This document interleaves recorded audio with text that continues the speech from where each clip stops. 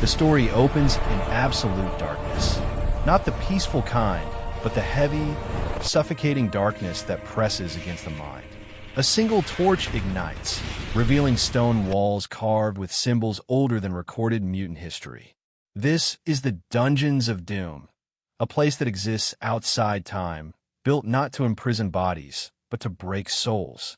A narrator explains that Dungeons of Doom is not one story, but many. It is a testing ground where the most dangerous beings in the Marvel Universe are brought face to face with their deepest fears. And at the center of issue number 1 is a mutant so powerful, so unstable, that even his name is spoken with caution. This mutant is not introduced with action, but with fear. Guards whisper about him. Sorcerers reinforce seals. Technology and magic are layered together, barely holding the dungeon intact. The implication is clear. If this mutant escapes, reality itself may suffer. As the cell door opens, we see the mutant chained, not because chains can stop him, but because the ritual demands symbolism. His powers are not flashy. They are subtle, terrifying, and capable of rewriting outcomes. Doom itself is watching, monitoring from afar, curious rather than concerned. The first trial begins without warning. The dungeon shifts, walls moving like living creatures. The mutant realizes quickly that this place reacts to thoughts, not actions. Every emotion becomes a weapon turned inward. Anger reshapes corridors. Fear summons creatures from memory. This is not a battle yet. This is an invitation. And the dungeon has just learned what kind of monster it has invited inside. The anthology nature of Dungeons of Doom reveals itself in Act 2.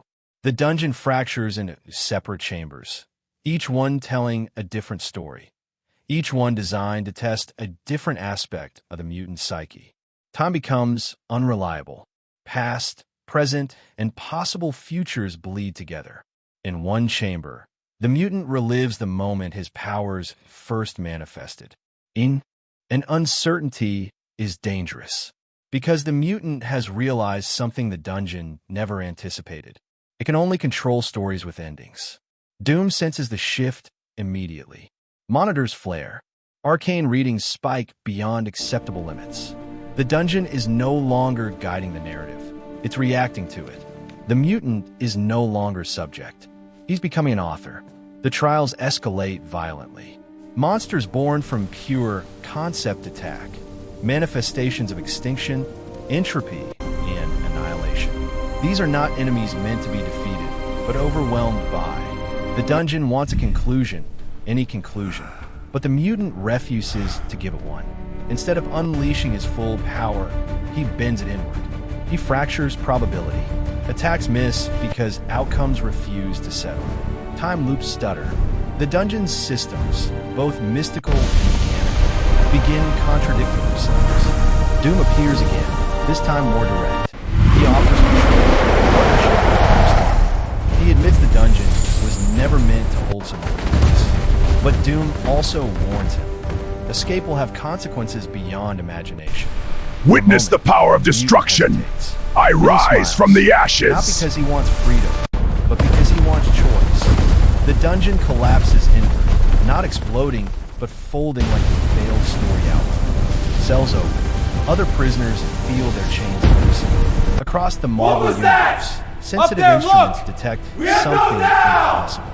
The Dungeons of Doom are breaking their own rules. And due silence returns, but it's different now. The dungeon still exists, but it's wounded. Hallways no longer shift on command. Runes fade in and out. The mutant stands at the center, untouched, unchanged, but fully aware of what he has done. He does not escape, not yet. Instead, he sits, because he understands something critical. The dungeon needs him. Without him, its purpose collapses. This stalemate is worse than defeat. Doom withdraws his presence,